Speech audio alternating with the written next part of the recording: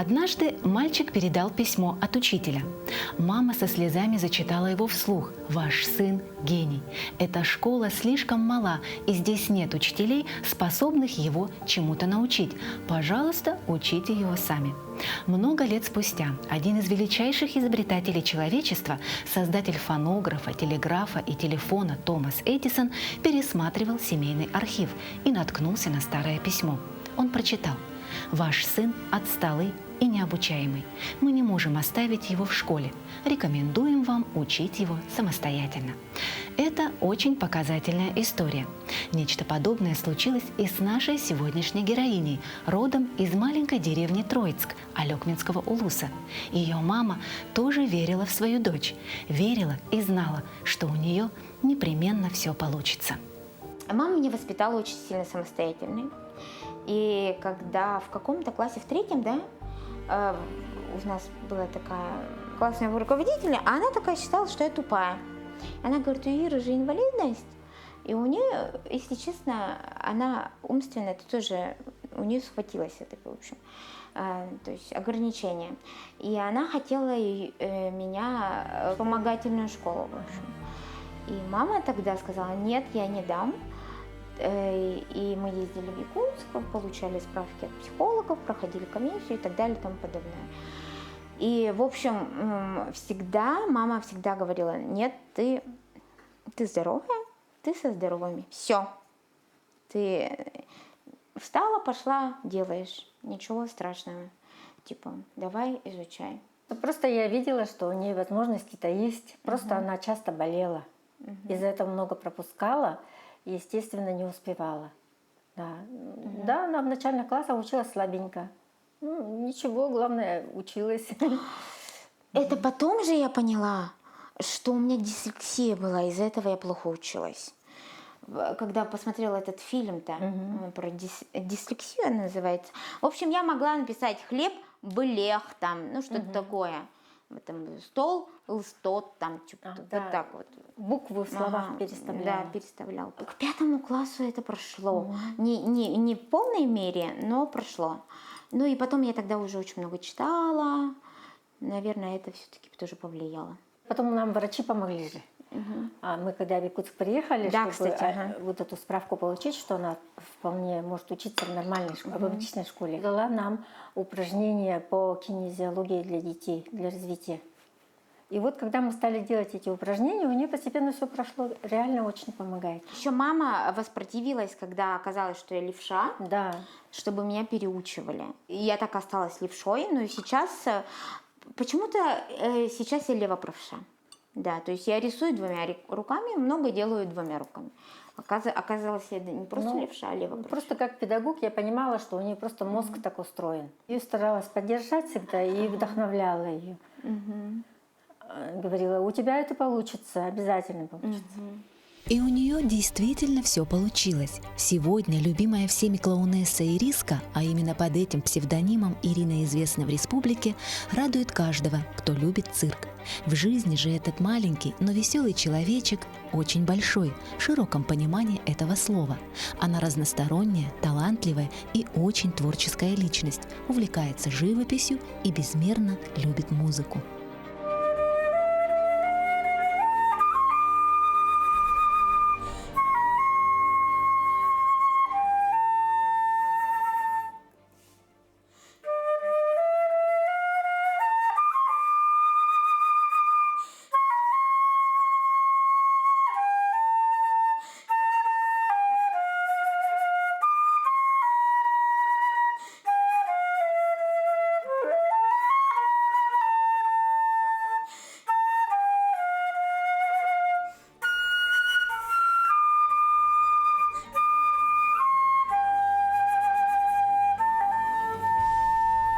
Искусство в жизни Ирины играет самую важную роль, ведь именно оно помогло ей в свое время преодолеть многие страхи, которых у нее было достаточно много, особенно в школьные годы. Пришла со школы расстроенная и сказала, что ее мальчик там обижает один. Из другого класса же, да? В Алекминске. Сначала я вот так же, например, отреагировала, как мои родители. Они говорили: ну, сами разбирайтесь. вы же идите и сами разбирайтесь. У меня подруга была в то время, рядом мы жили. И подруга, это, кстати, она научила ее таким приемчикам интересным, да, с помощью которых она и сама смогла постоять за себя. Наступить на ногу и ударить.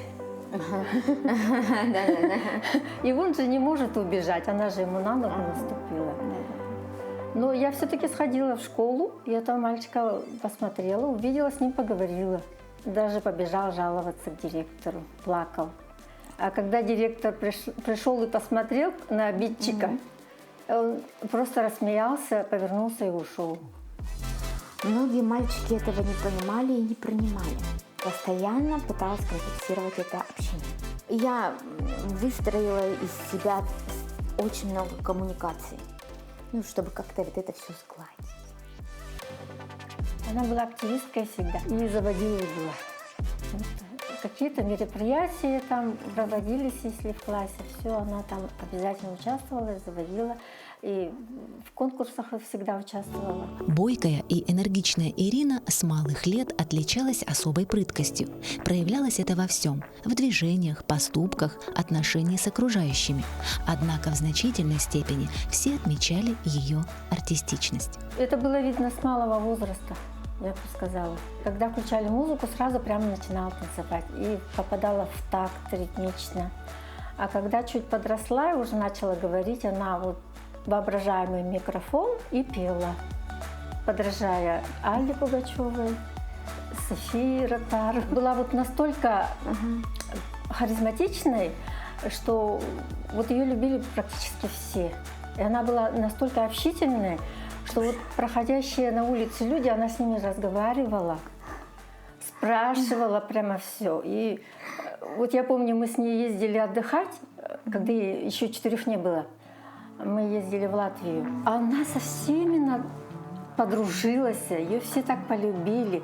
Приходили прямо ее и забирали гулять, играть. Даже взрослые дети. Вот настолько она была какая-то вот обаятельная, да, харизматичная и дружелюбная. Со всеми хотела подружиться. И весь санаторий ее знал. Когда я ехала на экскурсию, садилась в автобус, оставляла ее там в детской группе, все спрашивали, а где ваша доченька? Вот такая она была с детства, было видно, что ребенок вот наделен какими-то вот артистическими данными уже тогда. Я была очень действительно общительная, мне было 10, сколько ли, или 9 мне было. В общем, я пошла в музыкальную школу. Я маме говорю: мама, я хочу быть музыкантом. А до этого я говорила, я хочу быть балериной. Меня, кстати, не взяли в балетную школу, Эврика называлась. Я там плакала, там сутки что ли стояла, плакала. В общем, я долго там плакала. Меня не взяли, потом я в какую-то танцевальную студию просто ходила. И он меня постоянно как-то так притеснял, мне не нравилось. Ходила туда же ходила, в пионерский дом. Дворец культуры, вроде назывался. В шахматы и художественную школу. Это не школа художественная, а студия больше. И я такая, у нас же музыкальная школа в городе есть. Прямо отдельная, не просто какая-то там кружочек, да, а именно школа. Я захотела туда. И маме говорю: давай я в музыкальную школу буду ходить. Он говорит: у тебя же слуха нет, ты чего? Ты же так поешь странно вообще. В общем, пошла туда сама. Сама пришла к ним. Они говорят: ты сама, что ли, пришла? Все равно город же, Алёкнинск все равно город. Да, сама. Ладно. Проверили слух и сказали: а у тебя слух это, гармоничный. То есть у тебя музыкальный слух. Не абсолютно, но музыкальный слух. Заметив музыкальный талант девочки, педагог порекомендовала ехать в Якутск для более серьезного погружения в музыку. Так Ирина поступила в музыкальную школу при Якутском музучилище, которое позже и закончила по классу флейты. Там ее очень любили тоже все преподаватели. У нас там преподавательница такая была. Еще та Спарта. Я, кстати, первые 2 курса, почему-то я только занималась специальностью. Ну, то есть флейта, то есть как-то. А потом она мне не то что резко разнравилась, мне, кстати, флейта до сих пор не разнравилась, я поигрываю.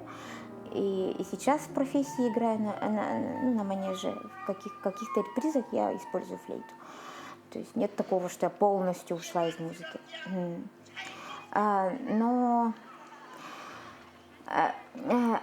я поняла, что вот играть на музыкальном инструменте, особенно духовом, это надо в день уделять инструменту по 3-4 часа, может даже по 5.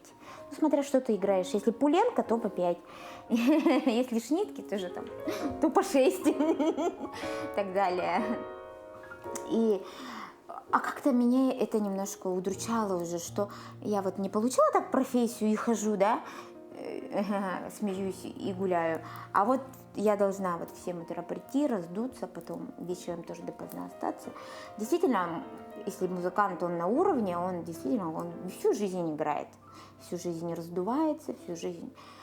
И я как-то я зашла в профком тогда, студенческий, и начала везде участвовать на капустниках, там, в КВНах, что-то, в общем, везде вот это пыталась. И еще мне нравилась сама атмосфера, туда все такие активные, все вообще, если разговаривают все, то все вот так вот говорят, по-моему, друг друга даже не слышно. Так Ирина полностью погрузилась в активную творческую жизнь студенчества. Но, получив образование преподавателя музыки, пришло время делать следующий шаг. Я не захотела консерваторию, я не знала вообще, чем заниматься. Я знала только что я должна работать уже, потому что у нас было финансовое положение тогда вообще очень сильно патовое. Просто вот мы постоянно переезжали из квартиры в квартиру, мы очень долго в Якутске снимали вообще квартиры. Здесь вот ситуация именно с квартирным вопросом в Якутске такая достаточно сложная, даже для тех, кто приехал из своей же Якутии, да. И я знала, что я должна зарабатывать. Я ходила, искала работу музыканта, либо преподавателя музыки. И вообще ее не было. Вот сейчас еще вот эта сфера, она развивается действительно. Тогда прям не было. И я встретила просто знакомого одного, а он мхатовец. Это Заманков Сергей. И он такой: давай ты ко мне в театр придешь. Он еще сказал. Я такая: в театр, думаю, там какое-то здание, театр. Я думаю, я там на флейте буду играть, мне, наверное, оркестр. Нет, ты не так поняла, это молодежный театр, мы здесь все собрались. Мы будем, шабашить и деньги зарабатывать вот так. Первая роль моя, это была маленький Мук. Потом уже всякие пошли зайчики, красные шапочки и так далее. Начало сцены поставлено было там. Это было очень интересно, мы все были молодые и выступали с этими спектаклями по садикам, по школам и рядом ближайший вуз. Кстати, неплохо зарабатывали, да? Вообще неплохо зарабатывали. И я в этот момент поняла, что я хочу быть актрисой. Я начала поступать в ВГИК. Я поступала в ВГИК к Борисову. Борисов меня забраковал, причем страшно. Ты вообще не то или не та. Я помню, его жена меня поддерживала, наоборот, потому что я заплакала.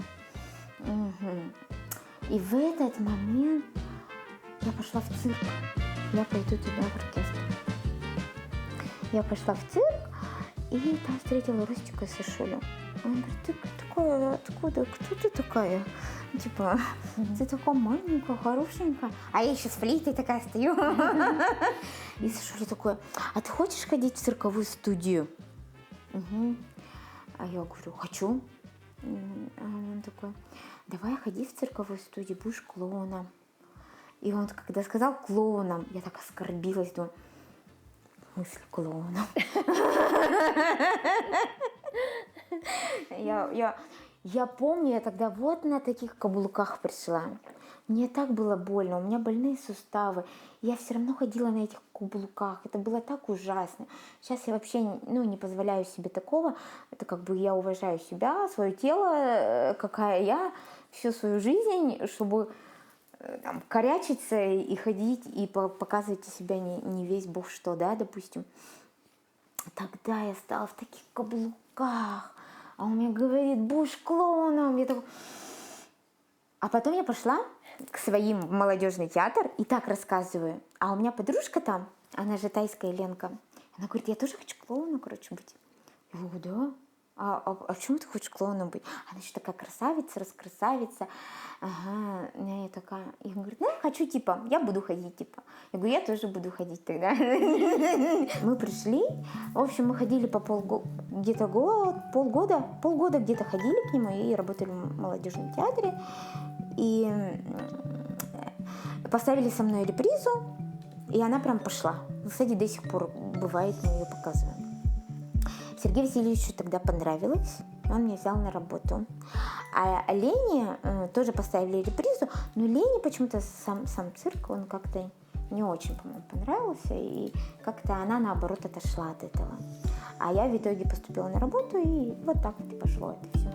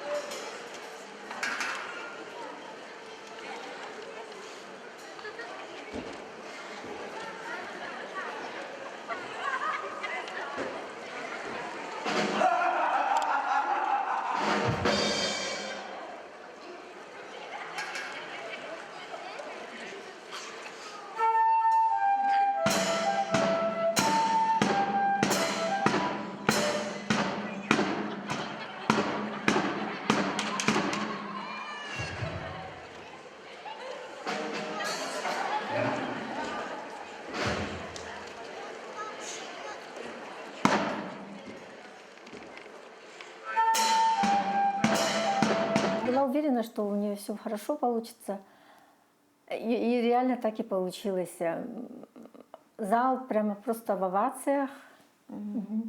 Аплодисменты. Вообще, мне манеж страшно нравится. Я же уходила из цирка и потом обратно вернулась, потому что на самом деле вот именно кайф, я очень сильно скучаю по манежу, как вот именно выступать. Я просто обожаю манеж, обожаю, что он круглый, обожаю, что можно поворачиваться туда-сюда, вот это вот все. Нет, я и сцену обожаю, и манеж обожаю, конечно. Поняла вот это ощущение, когда вот ты стоишь, ты должна выйти на публику, вот это, а потом ты переступаешь, это буквально какие-то 10 секунд, 10-20, ну, потому какая реприза, да, и ее это все так отпускает, и по телу такое расслабление появляется, и такое какое-то замирание вот этого удовольствия, счастья, эндорфинчики сразу же идут. В чем вот фишка, да, моей профессии такой, интересно, что ну, вот с такой внешностью там, я родилась, я так шла по этой жизни, потом пришла в клоунаду, где полностью все вот так вот перевернулось, и мне были совсем другие стереотипы даны. Типа, люди должны смеяться над тобой, там, чем смешнее, тем лучше, даже тем страшнее, чем лучше. Но на самом деле так и есть же, да? Даже если смотреть вот питерская клоунада из девчонок, Клавы называются, там есть такая высоченная девчонка, у нее такой нос, вот такие прям уши, вот она такой родилась, и так смешно, она выходит, и ничего делать не надо, просто выходит, и все там смеются. То есть это так интересно, у меня вот вся моя жизнь, она просто взяла и так перестроилась. Так интересно в этом плане, клоунада делает.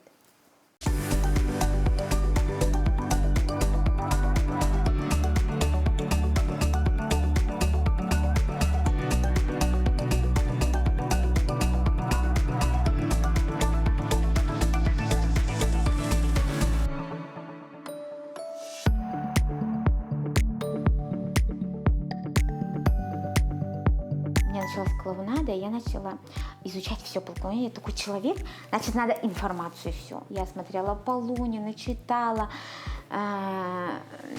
и, ну, вообще всех знаменитых клоунов. И начала искать себе маски. Сначала у меня вообще лицедейская такая белая маска была. Она такая была достаточно страшноватая, если честно. Да? Мне как-то нравилось. В общем, я часто меняла образы вначале. Образы вообще менялись капитально. Ага. И, в общем, я уже выступаю, но псевдоним не нашла. И кто, вот, по-моему, Виктория Геннадьевна, это наш прихтермейстер, это как бы ведущий. Ну как тебя назвать, ну как?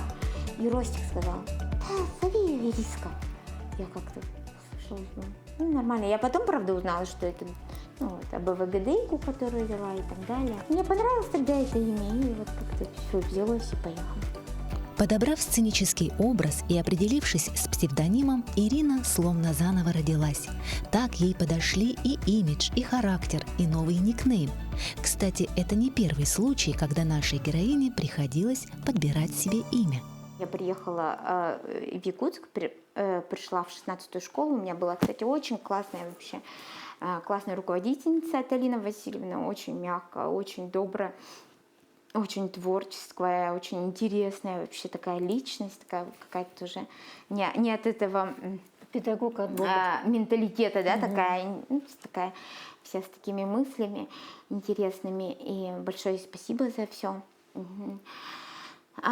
И в общем, я прихожу в класс, и они такие, как тебя зовут? Ира. У нас уже 4 Иры. Я такая, называйте тогда меня Кейт. Ну, короче, я еще деловая была. А тогда вот «Титаник» вышел, «Титаник», ага. И Кейт Уинслет. Это называйте меня Кейт. И никто меня не звал, конечно, Кейт. Меня все звали Катюша. Катя? Катюша, ага, Катюша. И вот некоторые до сих пор меня останавливают. Там кто-то кричит «Катя, Катя». Я такая... И потом вспоминаю, это же мое имя. Это вот одноклассник. Или с моей школы, с 16-й. Да. И, кстати, это Алина Васильевна, она даже, по-моему, не помнит, что меня Ира зовут. Она всегда Катюша. То есть вот Катюша. Потом пришла в цирк Ириска. Некоторые говорят, Ириска, тебя как зовут? Ира. Типа... То есть меня уже некоторые только зовут Ириской, даже не знают, как меня там зовут. И я к этому абсолютно нормально отношусь. Счастье, когда человек обретает себя и воспринимает таким, какой он есть. У наших героинь жизнь проходит в принятии окружающего мира, в радости желанного труда и интересного досуга. Человек рожден для счастья. Делать все с любовью, с легкостью, с каким-то комфортом, чтобы это было, и чтобы это замечать вообще эту жизнь. Вот это, наверное, счастье. Для меня счастье, когда все благополучно в жизни, и исполняются желания, и когда человек реализуется, какое-то свое предназначение жизни исполняет, то, которое приносит радость. Счастье материнства, конечно, для женщины, возможно, это самое важное условие для счастья. Почему? Потому что маленький ребенок, когда он маленький, это же радость, это счастье. Он же вот только появился на свет и начинает познавать мир. И вместе с ним ты снова проходишь вот это детство, юность, период становления, поиски себя в этой жизни. По образованию я педагог, учительница младших классов. Но работала я в детском садике воспитателем, так как вакансий не было в школах, когда я закончила училище. В Якутске я в садике не работала, я решила поменять свою специальность. Я переобучилась здесь на курсах на бирже труда, на оператора ПК. Мне очень нравилось почему-то это, я прямо хотела, тогда только начинались же вот это все, только-только начиналось. Мы приехали сюда в 97-м осенью, и вот в 98-м я пошла вот на эти курсы обучаться. Обучилась и потом стала искать работу по специальности. В ЕГУ меня взяли лаборантом, конечно, зарплата была небольшая. Я очень часто туда ходила к маме на работу. Мне так нравилось ЕГУ вообще. И вот компьютер, интернет. Я работала на матфаке в то время. Я сначала работала в деканате там. А потом перешла на кафедру работать, кафедру дифференциальных уравнений. А там поспокойнее уже было, хотя зарплата такая же. А позже уже из-за жилья я стала искать другую работу. Но цены повышались чуть ли не с каждым днем, и на жилье в том числе, и арендовать уже невозможно было. И поэтому я стала искать работу с жильем. И вот нашла эту больницу, поликлиника Минздрава. Туда пришла к главврачу. И главное, он меня сразу взял. Ты, говорит, умеешь работать на компьютере? Я говорю, умею. Хорошо, беру. И все, и взял. Устроил на работу. И у них тогда в поликлинике вводили компьютеризацию. В каждый кабинет компьютер. И вот эту сеть надо было обслуживать. И он меня взял вот на эту работу обслуживать сеть. Хотя я вообще была без понятия. Я говорю, а как я тут это смогу? Он говорит, сможешь, научишься. И все, и я стала там работать, и по ходу дела училась. Там-то мне дали жилье. У них было свое общежитие. Ну, наконец-то мы закрепились. У мамы есть большая сила в том, что она никогда не унывает, это раз. Она оптимистка по жизни, это два, да. Все-таки она всегда пытается самое лучшее что-то найти. Вот это. Она авантюрная и она многогранная. Самая ее сильная сторона, что она всегда чем-то занималась. Сейчас я на пенсии, но занимаюсь аквагримом. Вот. Давно уже занимаюсь. Благодаря моей любимой доченьке. Но мы как-то с ней очень дружно в тандеме развиваемся. Я помню, я работала тогда в «Мандарине», развлекательный центр был такой, у нас были бесплатные шоу, спектакли мы там ставили. И я в каком-то видео увидела аквагрим, что так вот рисуют на лице, что это так классно, что дети так радуются, что можно нарисоваться Бэтменом, там, Человеком-пауком, бабочкой, звездочкой и так далее и тому подобное. И я сразу подумала, а мама же всю жизнь рисовала. И, кстати, мне этот талант уже передался от бабушки, этот талант, потому что бабушка у нас, она хоть и не рисовала, но она вышивала, то бисером, шила. Она шила меховые изделия, потом, обычные вещи. То есть она очень много руками работала, на самом деле. И вот маме передался этот талант, и мне передался этот талант. И младшей сестре маминой тоже передался этот талант. Она тоже любит шить, что-то поделки делать и так далее. Что-то руками постоянно что-то делает. И вот так вот я быстренько взяла, тут же как-то все, когда нужно, это все как-то быстро происходит, я тут же заказала там краски, мама принесла, сказала, все, рисуешь. Так и получилось. Ты уже сколько этим занимаешься? Больше 10 лет. Да, вот этим. Она как раз вышла на пенсию и не знала, чем ей заниматься. И вот так вот это вышло. И все легко, и просто закупили краски, уже потом начали понимать, где какие краски скупать, какие лучше, какие хорошо ложатся. Мы прям покупаем очень дорогие, хорошие, качественные, хорошие краски. Кстати, мы даже вначале на всех соседских детях рисовали. Я тоже рисовала, я тоже рисую аквагрим. И аквагрим, когда я рисую, я рада, когда дети радуются. И счастливы их родители. И это заряжает, кстати, придает сил, энергии и желание дальше работать. Я помню, я первый свой заказ взяла, когда просто на день рождения поехать, я так долго думала, что одеть, и какую-то Мальвину, что ли, делаешь, что такое. Дети так долго смеялись, а там еще такие подростки были, они так долго смеялись. Я уже тогда и вес чуть-чуть набрала, я такой... Я Мальвина, типа, это было, они минут 15 смеялись, просто я стояла, они смеялись. Я такая, тоже неплохо, главное, не плачет. И вот как-то вот так пошло, я потом по сушили пришла, я говорю, дети надо мной смеются в аниматорстве. А он такой говорит, возьми другой образ. Ага, и как-то вот так вот. И потом мама мне шила первый костюм, красненький, такой яркий. Вот эти костюмы мне в основном мама шила. Это, значит, клоунский костюм не на манеж-то у меня в цирке лежит. Это клоунский костюм на аниматорство, когда детям праздники делают дни рождения, там всякие. Это, значит, я пони-единорожка. Это у меня клоунский костюм, даже здесь есть платье тоже. В общем, здесь... Это, кстати, старый клоунский костюм. Вот я его еще храню, все равно у меня есть. Это, кстати, какая-то принцесса. Это уже щенячьи патрули, ну и здесь так по мелочи всяких костюмов много. Ну, я всегда шила. Ага. И когда Ира начала, вот в театре даже, когда работала, я шила им костюмы. Ага.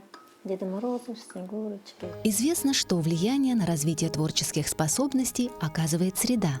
Вот и Клавдии Анатольевне дар к швейному делу передался от ее мамы. Мама закончила только 4 класса, но у нее от природы, видимо, был такой дар. Она шила так, будто бы училась в специальном заведении, где учат шить, швей. Я видела, вот у нее пальто на себе шила, когда была молодая. Ну, это вот, я думала, что это магазинское пальто, драповое. А вышивки ее вот настолько аккуратные, настолько красивые, цвета подобраны. Вот это было нечто. У нее был очень хороший вкус. Ну, естественно, дома у нас тоже всегда было уютно, красиво, так, шторы везде, занавесочки. И даже на кроватях она нас обязательно заставляла вот эти накидушки на подушке, чтобы красиво все стояло так красиво. Я до сих пор помню, как вот у бабушки был, сейчас я не знаю, как назовут это психологи, но у нее был пунктик, прям такой сильный, хороший пунктик, чтобы вот одна подушка лежала так, потом на ней лежала так, уголки обязательно смотрят в диагональ, и потом уже на эти подушки должны, ну, красивую салфетку положить. Это вот прям пунктик был такой. Педантичная очень была, как даже сказать, перфекционистка. По 3 раза можно было полы перемывать. По 3 раза просто берет за ухо, так говорит, плохо. Перемываешь. Требовала прямо, чтобы все было идеально. Делай меньше, но зато лучше. Вот такой девиз. Бабушка меня всегда заставляла что-то. У нее вот список.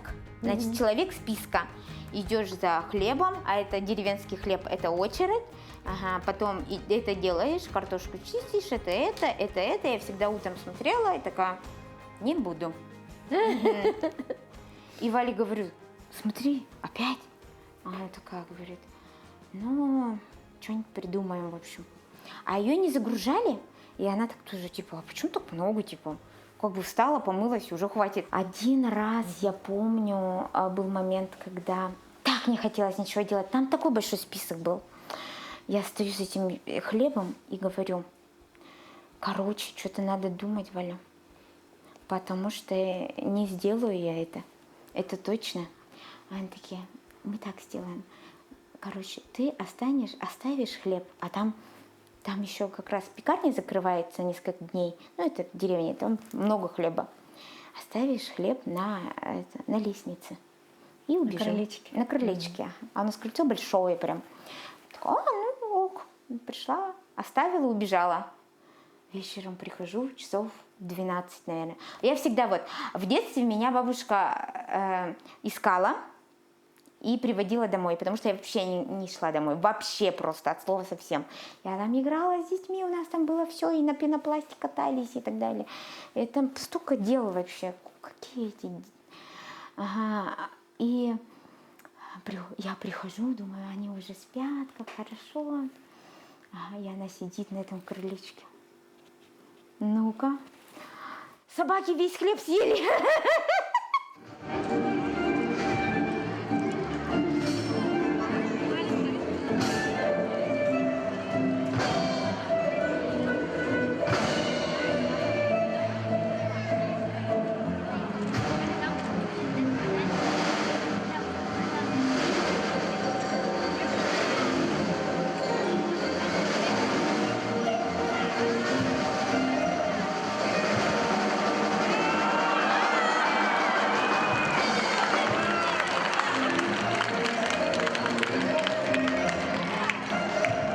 А один раз бабушка сказала, ну, уже где-то лет 10 было, уже большая, почистить картошку и отварить. Деда придет, скоро мясо есть, а картошки нету. Ага, салат типа она сама сделает. Ну, только хорошо. Почистила картошку и поставила, и убежала сразу, надо сразу бежать, чтобы новых дел не давалось. Ага. А то вспоминается дела еще больше там. Потом приходит Прихожу тоже под ночь. Оказывается, я картошку-то не залила в воду. И она там, ну, такая... Почернела. И деда, он говорит, смотри на своего деда любимого, что ты с ним сделала? Деда сидит и ест эту картошку, говорит, от Иры я любое съем, неважно. Вкусно вообще. Вот такое было. Со мной он никогда не был строгий. Просто это вообще какая-то безграничная любовь, и все. Брал меня вообще на руки, вообще уносил куда-нибудь. Постоянно мы с ним гуляли, постоянно. То есть если либо мы на речке вместе, либо еще где-нибудь. Он как на сенокос ходил, он сам сенокосил, потому что 2 сына уехали. И он остался один, а там девки, ну, как говорится, что с девок взять. Он брал еду, вот это, значит, косилку свою, меня на руки, и вот так шел несколько километров до своего сенокоса.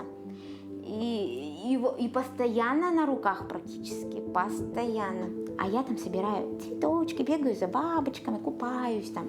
Ну, в общем, лакшери, Мальдивы Саха такие. И я кушаю. И я иногда могу всю еду скушать. А он приходит такой, почти на кофе. Ира, есть еда? Нету. Он такой, нету, так, нормально, значит, так и должно быть. То есть у него всегда такая реакция была. Я помню, когда он мне построил домик, чтобы я играла, отдельно, не в доме, потому что бабушка не нравилось, что я все раскидываю, вообще все, вообще просто вот весь дом. И он мне построил отдельный дом, чтобы я только там играла, там были мои куклы и так далее и тому подобное. То есть у меня была качель вот эта железная, где-то он ее достал, я не знаю, песок натаскал, то есть это вся детская площадка у меня была. То есть, ну, вот эти моменты, все, дед все сделает, короче. Но, видать, у него еще было такое, что как-то вот отец меня, то есть они развелись, а отец ушел из семьи и перестал обо мне думать, просто как будто не было человека. И как-то он, видать, это, типа, ну, пытался во всем, всячески потакать. Я помню, в детстве я ходила с ним в магазин, и я просто вот так делала. Это. И все такие... Кабук из пальчика на хайры, типа, и вот так вот. С дедушкой у тебя была такая любовь взаимная, а он тебя просто обожал, да.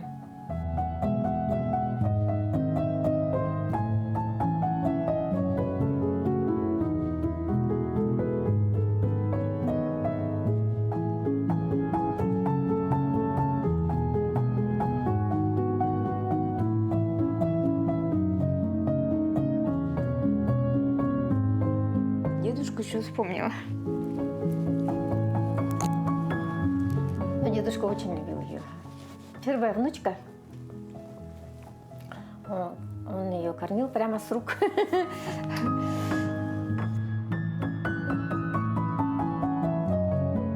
Семья – это не только родители и дети. Не менее важную роль в воспитании играют бабушки и дедушки с их деревенским укладом, непременными прогулками по лесу и купалкой на местной речке.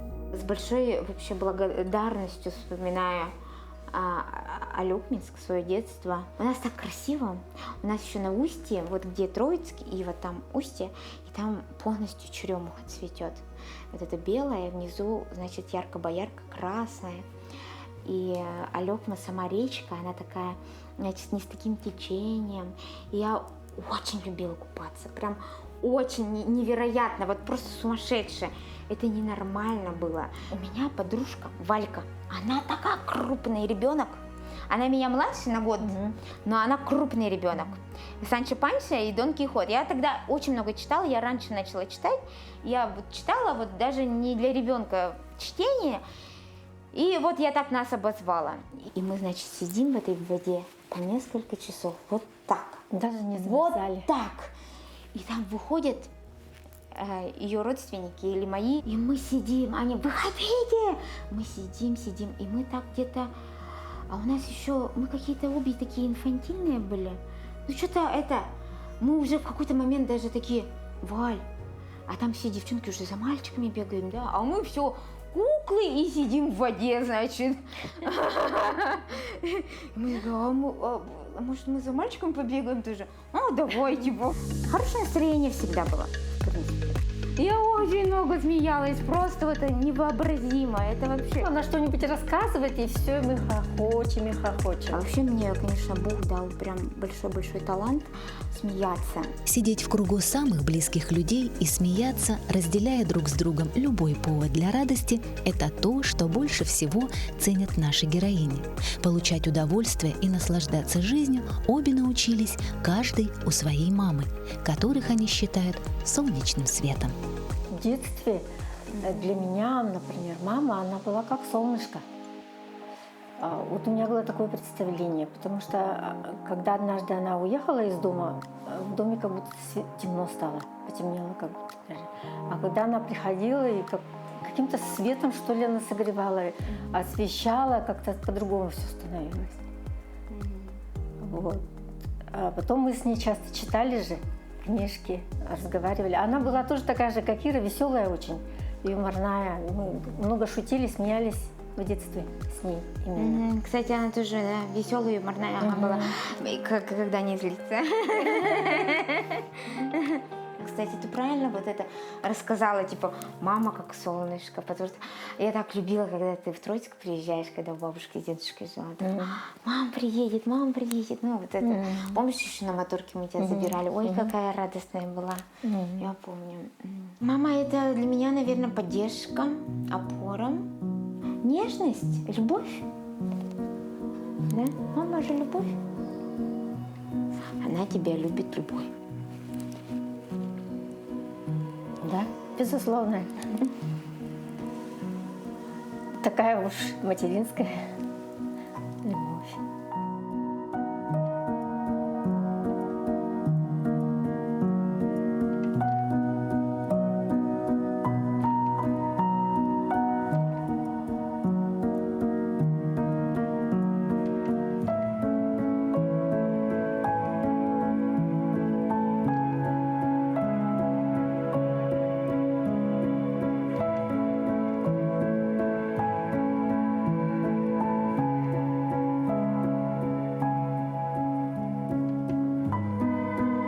Клоунада, как цирковой жанр, состоящий из комических сценок с элементами эксцентрики и буфонады, всегда несет в себе глубокий смысл и заставляет зрителя через смех и браваду озадачиться серьезными вопросами философского характера.